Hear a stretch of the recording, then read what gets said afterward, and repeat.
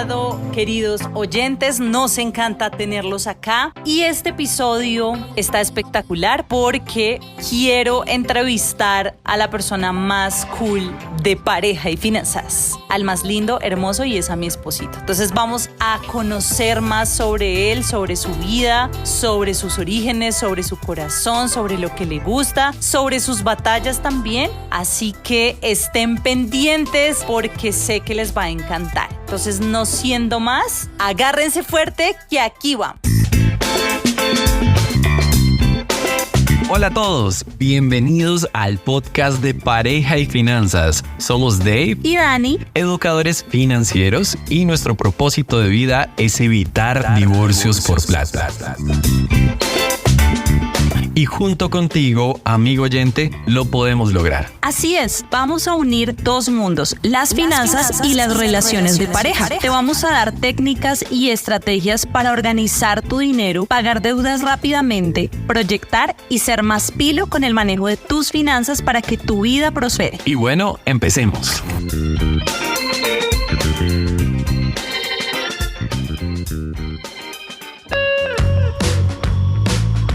Hola a todos, y recuerden antes de comenzar que queremos hacer un episodio con todos ustedes, así que por favor dejen sus mensajes de audio al WhatsApp más 57 321 809 4698. Por allí los estaremos escuchando. La única condición es que tiene que ser un audio de no más de 1 minuto, entre 30 segundos, 1 minuto máximo. Lo estaremos compartiendo por aquí con preguntas, con cosas que nos quieran contar o simplemente saludos de ustedes. Así que no se queden por fuera de ese episodio especial que vamos a hacer con todos ustedes, oyentes fieles del podcast de Pareja y Finanzas. Los esperamos al 321-809-4698.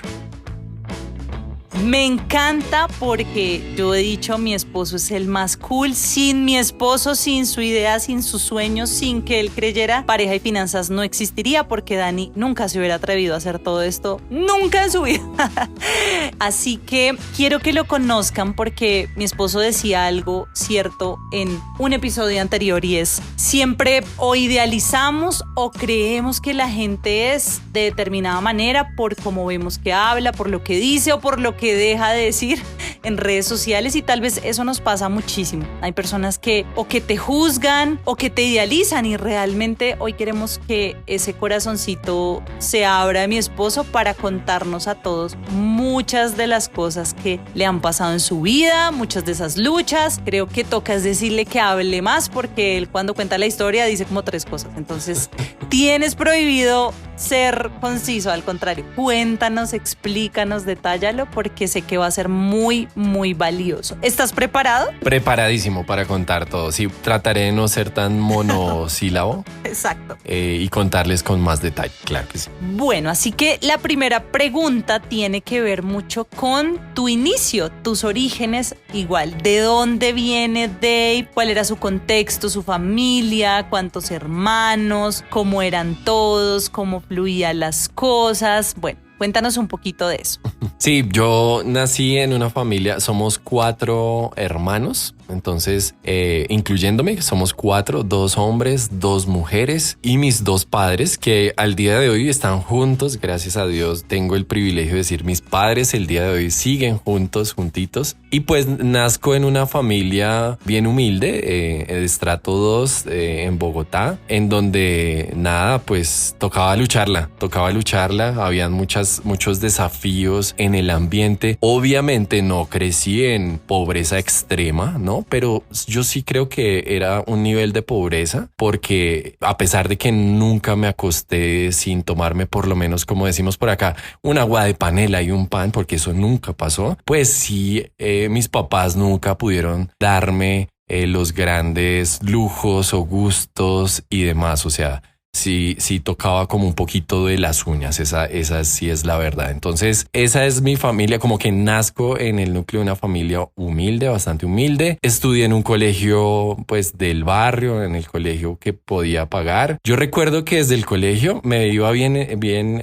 académicamente. Entonces, por lo general no pagaba la matrícula, porque en mi niñez sí hubo un tiempo en que en los colegios públicos se pagaba. Entonces, o me me quitaban la mitad, pagaba la mitad, o a veces no tenía que pagar nada por lo bien que me iba. Siempre fui un estudiante bueno. Mi mamá y mi papá siempre me inculcaron mucho la disciplina. Eso sí, creo que es igualito a tu historia, amor. Y es que a ser juicioso, a ser disciplinado, a sacar las mejores notas, a meterle la ficha al colegio, y así mismo le enseñaron a mis hermanos. Mis papás querían darnos de todo. O sea, yo creo que por ellos fuera, nos habrían ayudado un montón, hecho un montón y todo. Pero nada, cuando pues yo acabo el bachillerato, entran justamente ahí en una quiebra económica en donde se pierde todo el patrimonio que tenían. Prácticamente se desescala todo el patrimonio hasta llegar a una cifra muy pequeña de todo lo que habían trabajado durante los últimos por lo menos 20 años. Se cae en un momento, y eso fue una crisis muy muy fuerte, porque pues ya veníamos bien humildes, bien de las uñas. Claro, pues salir del colegio y miren a ver cómo hacen, o sea, porque con mis hermanos nos llevamos 2 años de diferencia en el colegio. Entonces mi hermana mayor salió 2 años antes que yo, luego salí yo, luego mi hermano salió 2 años después, y por último la menor, que salió 4 años después del colegio. Entonces sí fue duro encontrarse eso. Cosas que resalto de mi niñez, digamos, para cortar ahí la historia un poquito, resumirla, es que en el barrio donde crecí y todo, había siempre el concepto de no se puede. Eso es para gente que tiene contactos o para los hijos de papi y mami. Para ti no va a haber de nada de eso. También crezco con la idea de no pidas nada. Mis papás me enseñaron mucho a eso, pues porque no tenían como les digo, por ellos me hubieran dado muchas cosas, pero como no había, entonces casi que era prohibido que uno se acercara a una tienda y quiero un paquete de papas.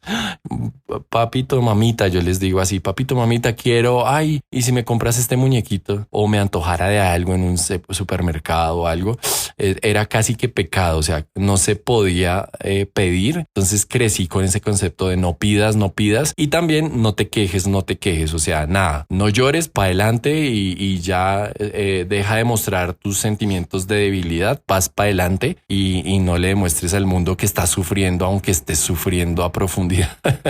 Ese fue un poquito como la cultura en la que crecí, y ya del concepto en donde nazco y crezco, pues la imposibilidad, ¿sí? Como era un barrio pues pobre, entonces se pensaba que estudiar en una universidad, por ejemplo, nada, muy difícil, eso era imposible. O sea, lo mejor a lo que yo podía aspirar era estudiar en el SENA, que es como un instituto aquí en Colombia, mucho más barato, o incluso creo que gratuito, no estoy del todo seguro, en donde se hacen cosas técnicas pero no profesionales, y ahí ya tú puedes como buscar una vocación a través de alguno de los estudios que haces allí. Era como lo mejorcito, porque de resto nada, es como que sobre ti había una condena por ser del lugar de donde yo era y provenir de la familia de la cual provenía. Entonces esos son mis inicios. Claro, había una mentalidad de escasez bastante fuerte en el ambiente, más que en el de mis padres, ¿no? O sea, ¿por qué? Porque mi mamá sí siempre nos inculcó a todos los hermanos como ¿qué quieres estudiar cuando grande? ¿Qué quieres ser cuando grande? ¿Y quieres ser abogado? ¿Y quieres ser médico? Ella nos hacía memorizarnos revistas de cultura general. O sea, ella nos hacía estudiar, ¿sí?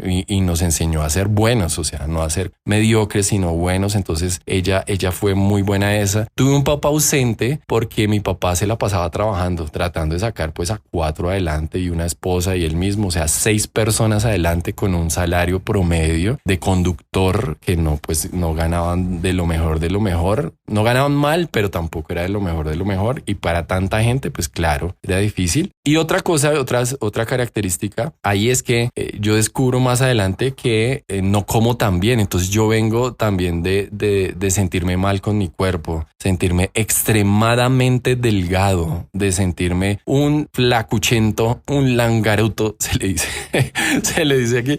Entonces sí crecí un poquito con mi autoestima baja en el sentido de mi peso, porque era demasiado flaquito.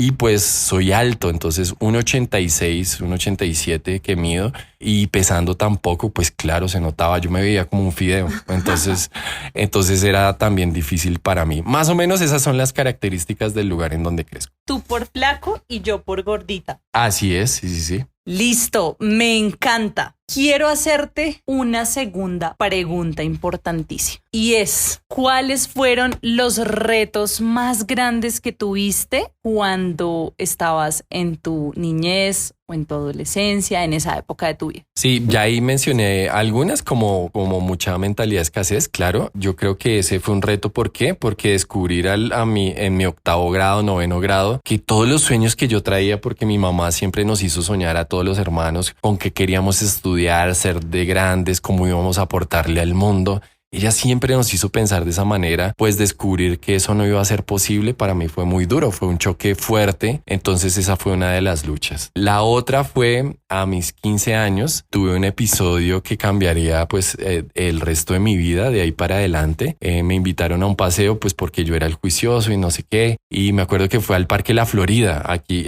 en Bogotá por la 80, y entonces eso era con carpas y con sleeping, y yo incluso iba con mi hermana menor para juegos como de baloncesto y un tema ahí como deportivo. Y nada, yo dormí la primera noche bien, dormimos, y yo me acuerdo levantarme al siguiente día e ir a la carpa de mi hermana a ver cómo estaba. Me agaché para subir la cremallera de la carpa en donde ella estaba. Y pum, hasta ahí me acuerdo. De repente yo despierto en una ambulancia con mucho ruido, pues la ambulancia y haga la gente encima mío, pues los paramédicos y eso encima mío como haciendo bulla, pidiendo permisos para llevarme a un hospital, al otro, abriéndose paso. Ahí todo esto desemboca en un diagnóstico que se llama epilepsia. Y a los 15 años descubro que soy epiléptico, aunque me niego al principio. Yo digo, no, nada que ver, yo no soy eso. Y los médicos, sí, usted tiene epilepsia, tómese el medicamento. Y yo no voy a tomar el medicamento, y hasta tuve mi crisis porque yo decía, no, yo estoy hecho para hacer muchas cosas en la vida como para detenerme con un tema de epilepsia. Yo he estado bien hasta el momento. No, pues tienes ahora epilepsia, entonces tienes que cuidarte. Y pues epilepsia. Entonces de ahí para allá tengo varios episodios en donde me desmayo, rompo divisiones de baños en las casas de amigos, rompo vidrios, me caigo contra el piso porque yo no podía controlar. Simplemente me desmayaba y caía. Entonces, claro, me rompí cejas, tengo puntos debajo de las cejas, me rompí un diente, el diente luego murió. Entonces después descubrí que el diente estaba cambiando de color, entonces era porque estaba muerto. Entonces me tocó hacer tratamiento de conductos para rescatarlo. Siguen siendo mis dientes, pero hay uno que está por ahí muerto, que no siento nada en ese diente, y todo fue por totazos de la vida desde ese momento, porque de ahí para allá me pasa muchas veces. Lo bueno es que descubro por qué es, y es por trasnochar, es por no dormir bien. Entonces descubro que lo puedo controlar, pero como yo era ñoño y me encantaba, o sea, yo me acuerdo en el colegio estar estudiando álgebra o aritmética solo por gusto y acostarme tarde. Entonces me acostaba a medianoche, a la 1 de la mañana, estudiando, haciendo los ejercicios porque me gustaban mucho. Entonces me tocaba dejar de hacerlo. Y para mí eso fue un dolor porque me tocaba ponerle mucho control a mis horarios, a mi sueño, a mis horas de sueño, y me hacía sentir débil, me hacía sentir mal. Yo después logro entrar a la universidad, y en la universidad sigue pasando, y pues universidad, elijo tecnología electrónica en la Distrital, era pesada, ingeniería en telecomunicaciones luego era pesada.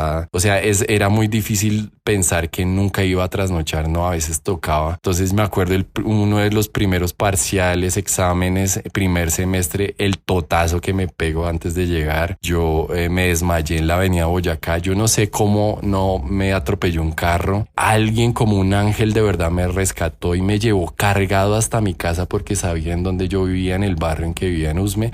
Yo no sé tampoco cómo pasó eso. Creo que se llamaba Mauricio. Y esa persona me llevó. Yo siempre despertaba y me daba cuenta de qué había pasado porque me dolía la cabeza impresionante. No me acordaba ni de mi nombre cuando me pasaban esas cosas. No me acordaba ni quién era, porque los paramédicos era, ¿cómo te llamas? Y yo era, no sé quién soy. ¿Dónde estabas? ¿Qué estabas haciendo? No me acordaba de nada, y eso me hacía llorar en esos momentos de angustia, ¿no? De no recordar nada, de perder el chip completamente. Era muy duro para mí, era frustrante porque era como detener un impulso que yo tenía por superarme, que yo tenía ese impulso muy fuerte y era como que tenía un obstáculo en mi vida. Y de ahora en adelante iba a tener ahí una llaga llamada epilepsia juvenil que me iba a acompañar el resto de mi vida. Entonces eso creo que fue lo más duro. las necesidades económicas, no poder tener para una universidad, no poder, aunque mis padres, como les digo, quisieran o querían apoyarnos, no podían. Entonces no tener eso, temas de necesidad económica, enfermedad, eso fue creo que de lo más duro. Uy, súper. Y súper me refiero a que es muy admirable todo lo que has pasado y tal vez esa situación, sobre todo de tu enfermedad, porque al final pudiste salir adelante y cuéntanos un poco cómo termina eso al día de hoy en ese tema, pero eso cómo te hace fuerte para más adelante y a veces hasta un poco muy fuerte. ¿Cómo sientes que eso hoy en día repercute en tu realidad hoy para enfrentar muchas cosas? Claro, ahí como te digo y les cuento a todos, es como que contra mí había un pronóstico. El pronóstico es por ser de donde vienes y por tener la enfermedad que tienes y no tener la influencia que tienes, no ser nadie, porque yo me hacía llamar David Rincón, el del rincón, ¿sí? O sea, yo era el introvertido del salón, sí, era el juicioso, pero era como el que con el que nadie quería estar, o sea, no era el popular, pues, a pesar de que fui por ahí personero y la cosa, pues sí, ahí en 11 como que sí fui un poquito más conocido, pero en sí fue muy introvertido, entonces los pronósticos en contra mía eran de, vas a ser un perdedor, vas a ser un fracaso, ¿qué vas a estudiar? Nada, no puedes, tú no puedes hacer eso, como que todo estaba en mi contra. Y digamos que eso me dio fuerza para decir incluso, no, yo lo voy a lograr a pesar de que todo esté en mi contra. Y fue como voy a encontrar dónde estudiar, bueno, que sea barato, pero voy a estudiar, voy a superarme. Yo de hecho quería estudiar al principio medicina, amor. Y es que yo medicina... Y era tan obsesivo con el tema que yo dije, así voy a estudiar en el mejor lugar del país, o sea, en la Universidad de los Andes. Y cuando yo fui, me acuerdo que el semestre estaba como en 10 millones de pesos en ese momento. O sea, esos son como $2,500 el semestre de ese, bueno, más en ese momento. Entonces...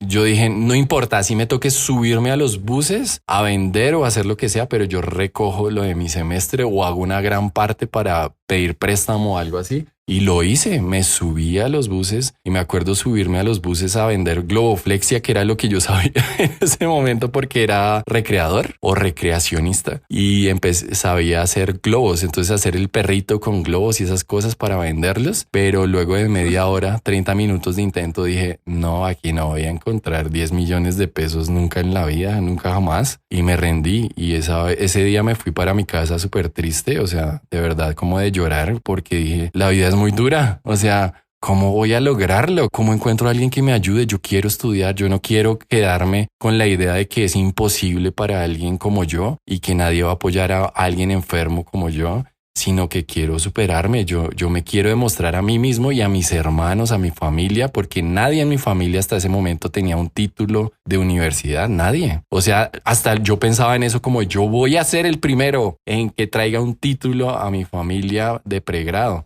Entonces lo voy a hacer como sea. Y claro, ahí después se viene un proceso en que me rindo y digo, no va a ser medicina porque es lo más caro, pero voy a empezar a estudiar algo que me lleve a otra cosa. Y ahí conozco los ciclos propedéuticos, que es una forma de estudiar aquí en Colombia en donde haces como un nivel tecnólogo y luego haces la profesional. Y por ahí entro a la Universidad Distrital de Colombia pagando 80,000 pesitos. 80,000 pesos son como $20 o algo así. $20 de semestre. Yo no me lo podía creer que me dieron un buen puntaje. De hecho, yo estudié mucho para el ICFES, una prueba que te hacen antes de salir del colegio, y tuve el puesto 40. O sea, yo me ponía a estudiar y me ponía a estudiar en serio. Y tuve puesto 40, eso me ayudó a entrar a la universidad, a pagar poco. Y bueno, de ahí para adelante fueron totazos tras totazos por la epilepsia, pero yo no me rendía. Yo decía, tengo que hacerlo. O sea, yo soy el dueño de mi historia y esta historia va a ser linda. No me puedo permitir ser un perdedor. No me puedo permitir quedarme como un fracasado llorando por mi enfermedad o por de dónde vengo o lo que sea. No me puedo permitir esto. Voy a avanzar. Y entonces en la universidad empiezo a estudiar muy juicioso, muy juicioso. Conozco a una persona que después se volvería mi novia en la universidad y ambos nos empezamos a ayudar tanto que empecé a ganar matrícula de honor. Entonces nos pagaban a los dos por ser los mejores promedios del semestre.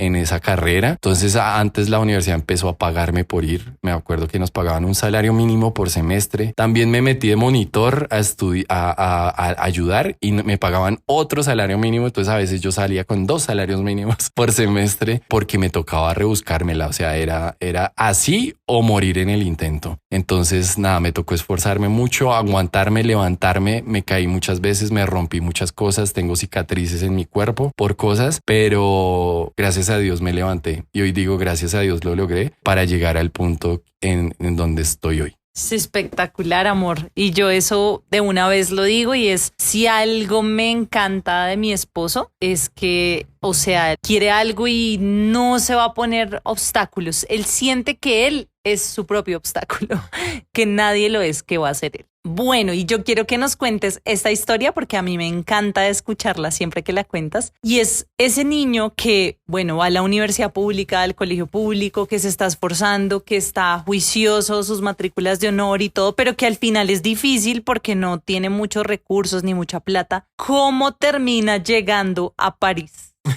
por primera vez?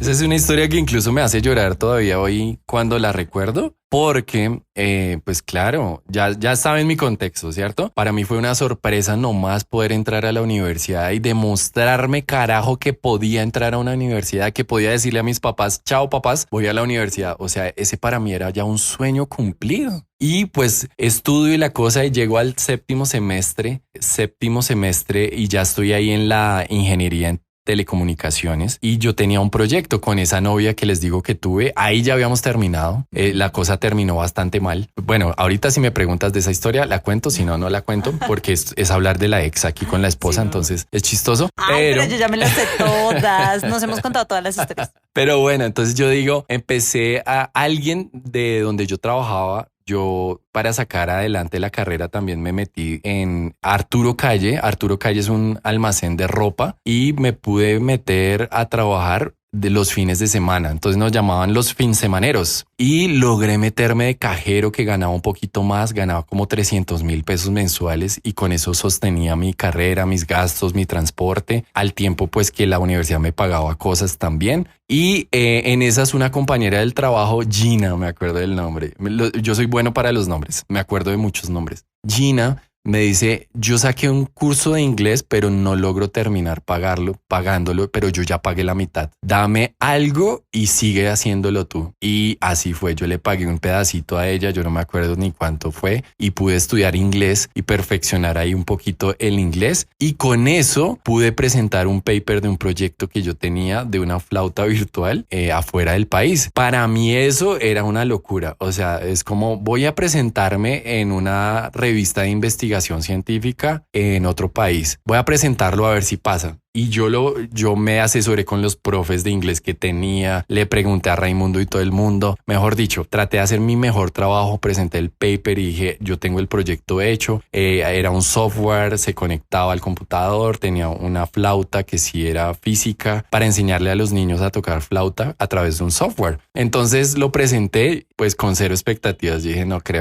creo que ni siquiera entiendan mi inglés, no sé si está bien escrito. Y cuando llegan las fechas, hacen los deadlines y ese tema, cuando me llega notificación, su paper y su investigación ha sido aceptada para presentarse aquí en París y yo no lo podía creer. O sea, fue como wow, ¿en serio yo? ¿Alguien con mi contexto? ¿En serio yo? ¿Alguien de donde vengo? ¿Puede pasar un paper y que se lo acepten en una revista científica? O sea, era como increíble. Pero mi siguiente reto ahí era ¿de dónde saco para irme para París? ¿Cómo voy a París? Entonces, claro, los gastos eran altísimos, imposibles para alguien como yo. Y pues si medio había pagado el cursito de inglés, ¿cómo iba a pagar unos tiquetes? ¿Cómo iba a pagar una estadía allá? Pero nada, yo dije, esto no me va a superar, voy a tocar puertas. Entonces fui a la universidad, a un centro que se llama como el centro que ayuda con cosas en el exterior y tiene relaciones con embajadas y eso. No me acuerdo bien el nombre, pero era ese centro de ayuda a estudiantes y empieza listo, envía tu solicitud. Entonces empecé a abrir la solicitud, la cosa, lo que me pidieran, no sé qué. Cuando este centro de relaciones exteriores, creo que se llama algo así, SERI, Relaciones Internacionales, me dice, has sido aceptado y te vamos a becar para que vayas a representar a la Universidad Distrital afuera. Oye, eso me hace llorar un poquito porque lo mismo fue como, ¿en serio? ¿Se abrió la puerta? No lo puedo creer. O sea, ¿de dónde? Aquí mismo, solamente es tocar las puertas y las puertas sí se pueden abrir. Entonces cuando me dicen sí, te vamos a apoyar con 3,5 millones, una vaina así, que vienen a ser cuánto, no sé, como casi $1,000 para que tú hagas tu viaje y representes a la universidad. Te vamos a ayudar con la visa, tocaba diligenciar una visa Schengen en ese momento, ya hoy en día no es necesaria. Me acuerdo el director del SERI llamando para abrir puertas en la embajada de Francia para que contactos allá me dieran la visa, no me la fueran a negar. Y efectivamente salió la visa, salió todo, la universidad me iba a dar el dinero, pero después ahí vino otro reto y es los procesos con las entidades públicas se demoran muchísimo. Entonces yo tenía que viajar en julio y todavía no salía la plata en junio. Y yo, ¿de dónde voy a sacar? Entonces yo traté de pedirle a ese tío rico que todos tenemos, présteme tío, no tengo tanta plata, chino, no puedo prestarle, pero yo le colaboro con 1 millón y mi tío Juan Carlos se llama, que lo amo mucho y lo respeto mucho, me ayudó con $1 millón, pero igual seguía sin plata. Y la entrada a la revista científica me valía otra plata y todo, entonces empecé a golpear puertas y cuando empiezo a investigar resulta que la revista científica tenía otra sesión para agosto. Cuando descubro eso fue como envié correos, por favor muévanme, denme un espacio más. Eso también fue como muy de Dios, o sea, fue como increíble que abran más espacios, esto nunca pasa y me abrieron el espacio ahora para agosto. Ahí me alcanzó a salir el dinero de la universidad, con el dinero que me dio mi tío, logré viajar, pero ahora el otro reto es dónde me quedo. Y eso salió de la iglesia a la cual asistimos, el lugar de su presencia. Yo ahí recién entraba a la iglesia y supe de alguien que tenía contactos en Francia. Y esa persona, Lorena Fajardo, me ayuda para conectarme con una Lorena en Francia que me dicen, ven, quédate en mi apartamento y yo no te cobro absolutamente nada.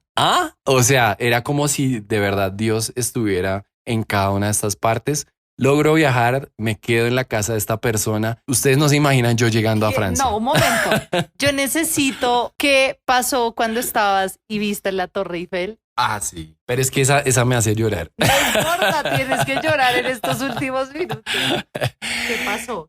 Bueno, pues primero el sentimiento cuando yo llego y digo, lo logré, estoy en Francia, estoy en París. ¿Cómo? O sea, yo no me lo creía, eso era como destapar un nivel superior en mi vida, en mi mente, era como llegar a un nivel que nunca había imaginado y pues no me lo creía. O sea, cuando yo llegué, logro viajar, pues ni maleta tenía, de verdad. O sea, me fui con una maleta que se me rompió, casi pierdo las cosas porque se me iban saliendo por el camino, ni maleta tenía, pero llegué. Y cuando yo me hice amigo de gente que iba también a la revista científica a mostrar sus proyectos, a un rumano, Dragoș Rumanov, me hice amigo de Noé, un mexicano, y también de una persona de Kazajistán. Y los 4 íbamos y subimos a la Torre Eiffel y yo me acuerdo en el segundo nivel de la Torre Eiffel cuando subimos, mirando al infinito, mirando a los Campos Elíseos, como hacia esa zona, y yo como no me lo creo estar aquí, como alguien como yo, de donde vengo, sin oportunidades, que tenía el pronóstico de ser un fracasado, está hoy aquí cumpliéndose esa promesa que se hizo de adolescente. Ay, y ahí lloré y el rumano me mira llorando y yo solo le decía, pues en inglés le trataba de explicar, esto no lo hace cualquier persona en mi país y menos alguien de donde yo vengo. No es fácil y me da nostalgia estar aquí y cumplirme eso que me prometí de adolescente y fue la enfermedad no me va a derrumbar, mis limitaciones no me van a derrumbar y el lugar de donde vengo no es mi identidad. Yo soy más grande que esto. Entonces ese fue un momento cúspide en mi vida, que de ahí para allá empecé a desbloquear más niveles porque dije, si puedo hacer esto, puedo hacer todo en mi vida y puedo pedirle muchas cosas a Dios. Que claro, esto también está acompañado mucho de lo que venía pasando con Dios en ese momento, ¿no? Ay, hermoso. Yo también lloro porque es que siempre que lo cuentan me hace feliz. Y por eso también yo recuerdo mucho que cuando ya nos casamos y él me decía, te tengo que llevar a París. Y yo siempre había soñado con ir a París. Entonces, claro, París tendrá muchas cosas malas también, pero para nosotros, por todo esto significa mucho. Entonces ya cierro paréntesis, pero ese esfuerzo, ese amor, de verdad que es lo que más valoro en mi esposo y en quién es él hoy en día y desde que lo conozco. Y amor, cuéntanos entonces con todas estas experiencias y con lo que te ha pasado y con todo lo que nos contaste, ¿quién eres hoy? ¿Qué ha cambiado en ti? ¿Qué ha hecho Dios en tu vida? ¿Cómo ha transformado ya a ese niño para volverlo hombre, para lograr muchos sueños, para hoy esto lo digo sin ánimo de ser altiva ni mucho menos, pero hoy estar en radio, hoy poder estar frente en un estudio de televisión, hoy poder ayudar a tanta gente? Bueno, cuéntanos un poquito de eso. Eso es increíble. Hoy en día es tan bonito, pero es tan de cuidado. O sea, hoy le tengo mucho respeto a todo lo que vivimos, mucho respeto, pero déjenme contarles un poquito antes y es como el nivel de sanidad. Yo nací en un hogar cristiano. O sea, mis papás me llevaban a la iglesia. Mi mamá con 4 chinos en un bus urbano llevándonos a una iglesia. Entonces siempre tuve y mis hermanos tenemos influencia cristiana, cristocéntrica. Se nos habló de Dios desde chiquititos y yo amé las cosas de Dios desde adolescente. De verdad, mientras mi familia por los temas de crisis, quiebras y demás fue abandonando la iglesia, yo me sostenía porque de verdad amaba la iglesia, amaba sentir que Dios me hablaba, sentir como el ánimo que me daba. Dios desde siempre me decía cosas como yo tengo un propósito contigo, yo voy a hacer cosas en donde vas a ser influyente. O sea, habían muchas promesas en mi vida. Te voy a hacer cabeza, tú no vas a hacer cola. Yo, pero ¿cómo? ¿De dónde vengo? No creo que vaya a ser gran cosa. Y todas esas ideas que todos tenemos, o sea, son las luchas que creo que todos tenemos de autoestima y demás. Sintiéndome tan flaquito y tan poca cosa, que eso también me hacía sentir muy mal. Entonces, claro, yo venía con muchas heridas, muy apaleado por la enfermedad, por la epilepsia. Y un día una amiga del trabajo, también de Arturo Calle, ahí yo trabajaba en Arturo Calle, me dice, conocí una iglesia muy linda y quiero invitar. Y yo, lo mismo de siempre, porque yo en ese momento estaba en la universidad empezando, o bueno, en esa etapa de tecnología. Y hubo un momento en donde sí, yo me apasioné mucho por la iglesia, pero después me rayé por las mismas ideas que la mayoría de personas se raya. Ay, que lo de la ofrenda, ay, porque eso no dan testimonio, ay, esta persona que me habló feo, ay, esta persona no dio un buen testimonio, ¿cómo es que pasa esto en la iglesia? Bla, bla, bla. Entonces empezó a haber una carga y yo me salgo de la iglesia. Entonces cuando me invita esta persona, yo no quiero ir, pero finalmente termino aceptando. Y termino aceptando, ¿por qué? Porque estoy en una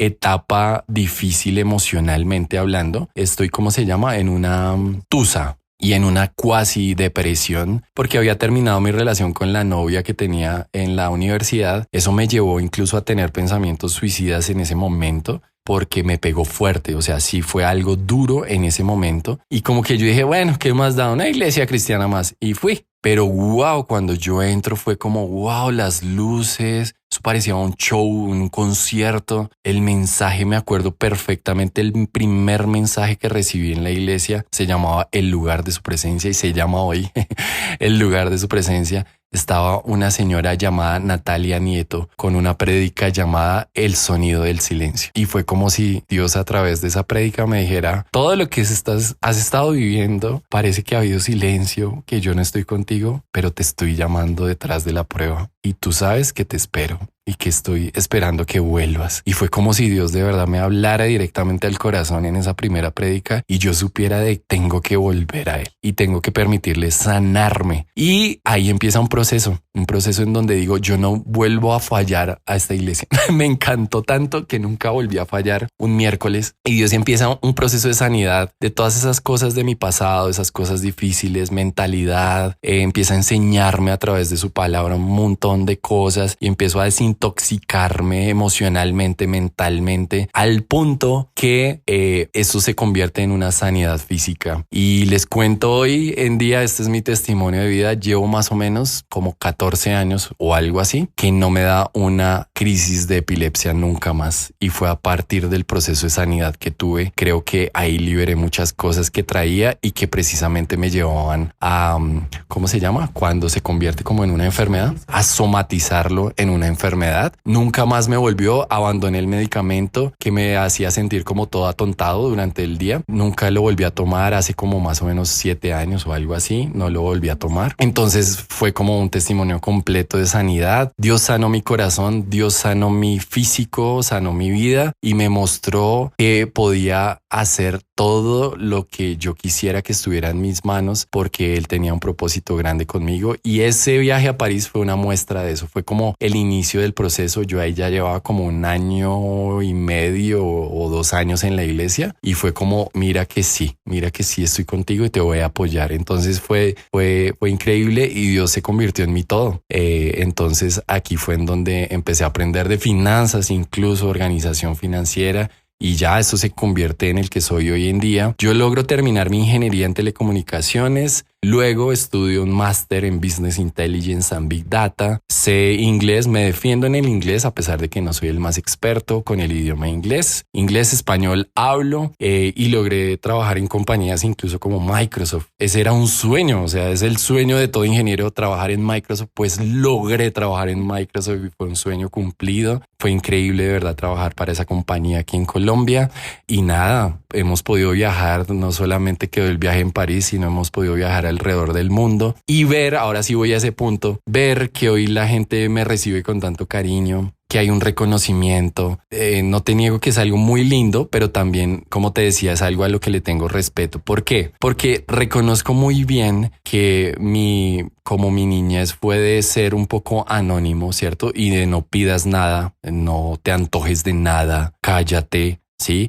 Y tener esas heridas del pasado ahí abiertas. Claro, el adulto de hoy sí me pide como reclama tu importancia, muéstrale al mundo que tú eres muy importante, que eres lo máximo. Y yo lucho actualmente con eso. Esas son mis luchas actuales. Yo lucho con mi autoestima, yo lucho con mi ego, mucho con mi orgullo, porque a veces me siento mucho más que los demás o a veces me siento de lo peor. Entonces como que me cuesta incluso tener una línea en donde está correcta mi autoestima y no me creo más que nadie ni menos que nadie. Esa parte me cuesta un montón. Entonces, claro, cuando yo me siento, este es mi niño reclamando importancia, digo, cuidado, tengo que cuidar mi ego, o sea, tengo que cuidarme del orgullo, tengo que cuidarme de la altivez, porque esa es mi debilidad principal. Y precisamente es por mi contexto, es de donde vengo. Yo a veces el David dañino, altivo, quisiera decirle a todos sus compañeros del colegio que lo menospreciaron, aquí estoy, véanme que soy importante. Y Dios me recuerda, esto no te define, ¿sí? O aquí estoy, mira todos los seguidores que tenemos en Pareja y Finanzas. Y Dios me recuerda, no, es que no es por ti, es porque hay una necesidad en las personas y tú les estás dando valor, ¿sí?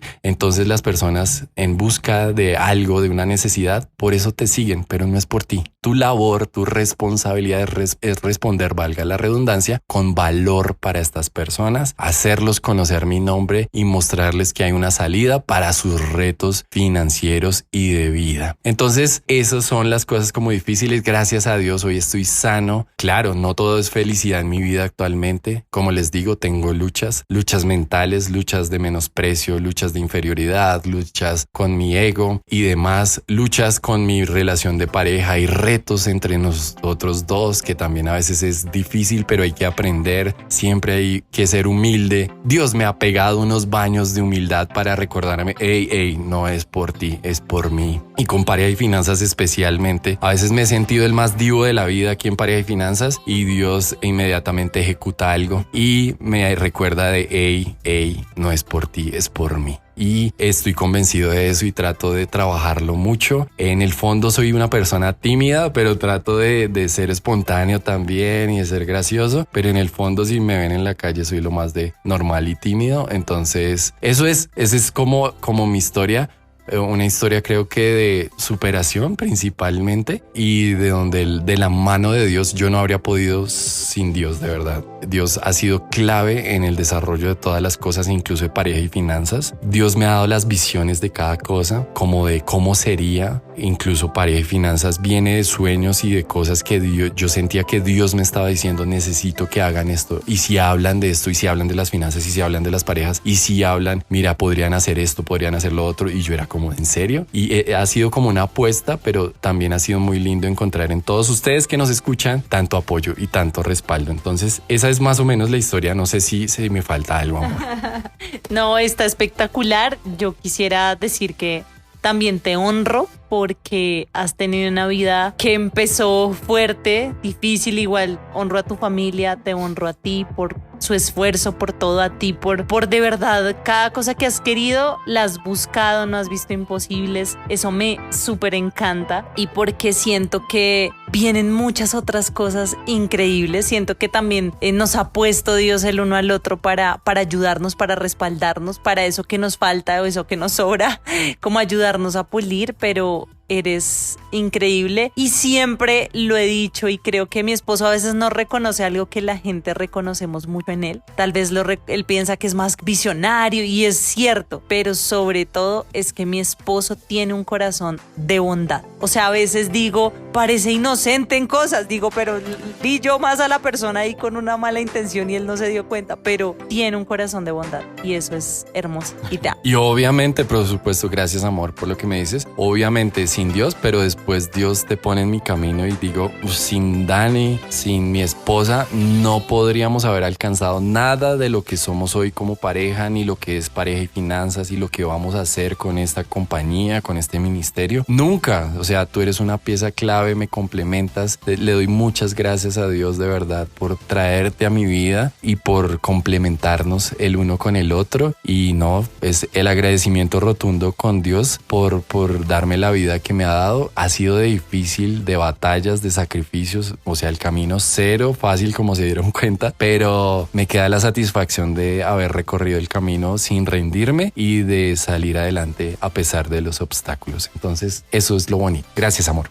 Te amo. Y bueno, creo que con esto llegamos al final de este episodio. Esperamos que les haya gustado. Les mandamos un abrazo. Y jefa, llegamos al final de este episodio. Llegamos al final. Un abrazo, que estén muy bien. Feliz sábado. Chao, chao. Muchas gracias por llegar al final de un episodio más del podcast de Pareja y Finanzas. Si te gustó, no dudes en compartirlo en tus redes sociales y te recompartimos en las nuestras, que como ya sabes, nos encuentras como @pareja y finanzas. Regálanos una puntuación que creas que se merece este podcast aquí en la plataforma en la que nos escuchaste y síguenos por favor para que no te pierdas nada de lo que viene. Cuéntanos qué temas te interesan para que lo hablemos y entre todos construyamos un podcast lindo que te aporte valor y que agrade a Dios. No siendo más, ¡un abrazo! ¡Un abrazo!